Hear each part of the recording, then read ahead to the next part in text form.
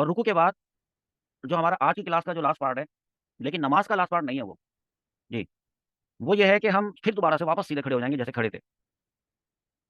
पहले जब हम खड़े थे तो सीने पे आपने हाथ बांधे हुए थे, वो बांधे हुए नहीं थे, रखे हुए थे, सॉरी। लेकिन अब आप जब आप रुकू से वापस जब खड़े होंगे, ना you came back, turn back to the standing state, उस वक्त आपने हाथ बांधने नहीं होंगे, रखने नहीं होंगे। हम जैसे अपने हाथ बांध लेते हैं, बार बार बांधने का वर्ड आ रहा है, तो वो हमें नहीं करना, सीधे हमने उसको छोड़ देना है जमीन की तरफ रुक करते हुए। ये लिखा है ना, देन अचर दी तस्मी, वो क्या होता है? वो होता है यूं कहना, समी अल्लाहु लिमन हमिदा, ये लिखा है, समी अल्लाहु लिमन हमिदा। और ये कहते हुए एंड स्टैंड इरेक्ट, हो जाए, वापस खड़े हो जाए, सीधे खड़े हो जाए। इसका मतलब ये है, औरत के लिए होता है कि थोड़ा सा झुक के ही खड़ी होती है, वो शुरू से झुकी भी खड़ी थी। अब ये जो खड़ा होना है ना, इसको कहते हैं कौमा। टू स्टैंड आफ्टर रुकू इज कॉल्ड कौमा। आपको कोई ऐसी हरज की बात नहीं है कि आपको अपने नमाज के जितने भी पार्ट्स हैं उनके नाम भी याद हो। तो क्या हुआ अगर नाम याद है? प्रैक्टिकल जब कर रहे होते हैं किसी भी चीज़ का, तो प्रैक्टिकल के एवरी एवरी स्टेप का नाम भी होता है। तो ये भी step by step procedure of नमाज है। तो इस स्टेप बाय स्टेप प्रोसीजर के अंदर अभी हम फोर्थ स्टेप के ऊपर आए हैं, फोर्थ है ये हमारे स्टेप। तो हमें हर स्टेप का नाम पता होना चाहिए ना। अगर हमने इस झुकने को रुकू कहा है, तो फिर रुकू से खड़े होकर वापस, रुकू से जब वापस खड़े होंगे तो उसका भी तो एक नाम है ना, उसका नाम है कौमा। कौमा में खड़े होकर आपने जब खड़े हो चुके हों तब, तो तब आपने ये रीड करना है, अल्लाहुम्मा रब्बना वलकल हम्द। लेट मी से अगेन, अल्लाहुम्मा रब्बना वलकल हम्द। Now some people don't include wow, that's also right, not a big problem. Now they say Allahumma rabbana lakal hamd, तो it's okay. Now walakal hamd is better than that. ये आपका जो खड़ा होना है, इस खड़े होने के अंदर औरत, फिर वही बात है कि मर्द बिल्कुल सीधा खड़ा होगा। और ऐसा नहीं होगा कि खड़े होने के फौरन बाद जल्दी जल्दी में फिर सजदे, क्योंकि इसके बाद अब जाने वाली है औरत सजदे में, जो कि जमीन पे होगा। अभी तो सिर्फ पाँव जमीन पे लगे, सिर्फ आपके फीट हैं जमीन पे। अब आपके नीज भी जमीन पे जाने वाले हैं, दोनों हैंड्स भी जमीन पे जाने वाले हैं, आपका पूरा फेस, फोरहेड, ये सब जमीन पे जाने वाला है। उसको कहेंगे सजदा, उसका भी एक नाम है ना, ये चीज आगे लिखा ना, देन गो डाउन फॉर सजदा। तो अभी सजदा इसकी अपने फिर कुछ ऐसी कुछ इंपॉर्टेंट बातें हैं। तो यहाँ तक जो हमने, ये जो चार हमने स्टेप्स किए हैं, इन चारों स्टेप्स को मैं टेक्स्ट फॉर्म में भी भेजूंगा आपको। इसकी कुछ डिटेल्स भी मैं आपको भेजूंगा जो क्लास के अंदर इंक्लूड नहीं की जा सकती थी या नहीं की। वो डिटेल्स आप जो है वो रीड कीजिएगा, इन चारों को बिल्कुल परफेक्ट कर लीजिएगा। इनमें जो चीज़ें याद करनी है वो याद कर लीजिएगा। उसके बाद हम नेक्स्ट अपने सेशन के अंदर we will go down for सजदा इंशाल्लाह अज़्ज़ा वजल।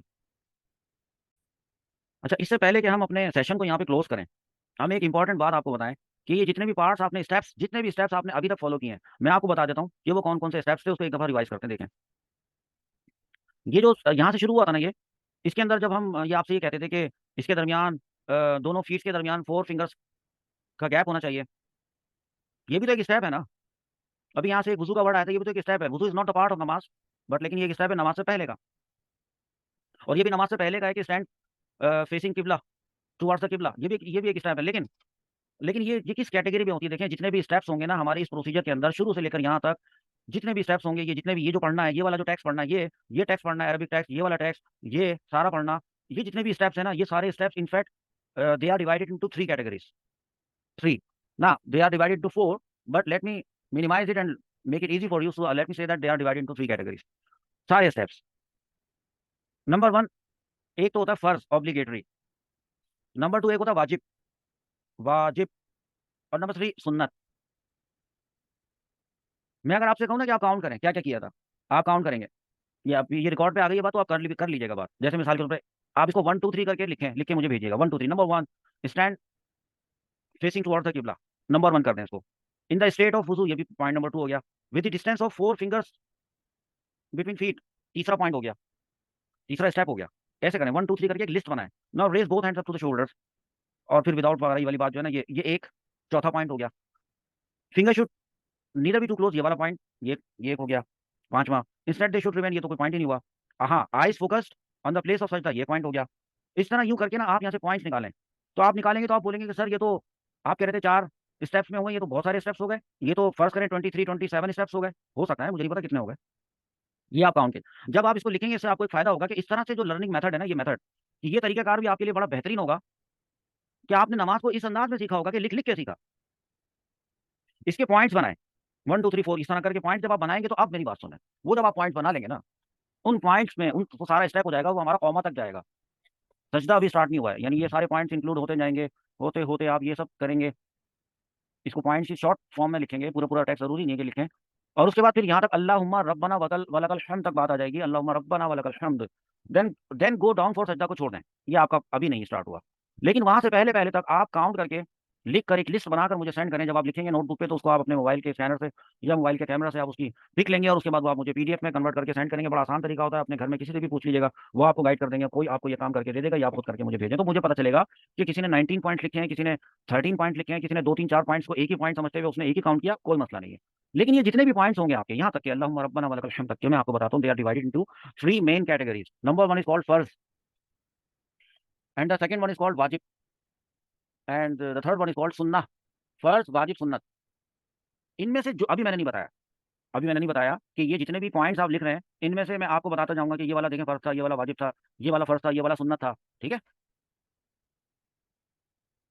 तो उसमें से जब कभी मैं बोलूंगा ना कि ये फर्ज था, अगर वो स्टेप किसी ने परफॉर्म ठीक से नहीं किया जो फर्ज था, that was falling into the category of फर्ज, अगर वो आवाज नहीं पॉइंट आ रही सही थी, से बस नहीं किया थोड़ी है। तो वो आपकी पूरी नमाज को खराब कर देगा। यानी आपका अगर कोई फर्ज इनकम्प्लीट रह गया, या वो ठीक अंदाज से नहीं किया, और या हो सकता है कि मिस कर दिया, जो चीज आपने स्टेप मिस किया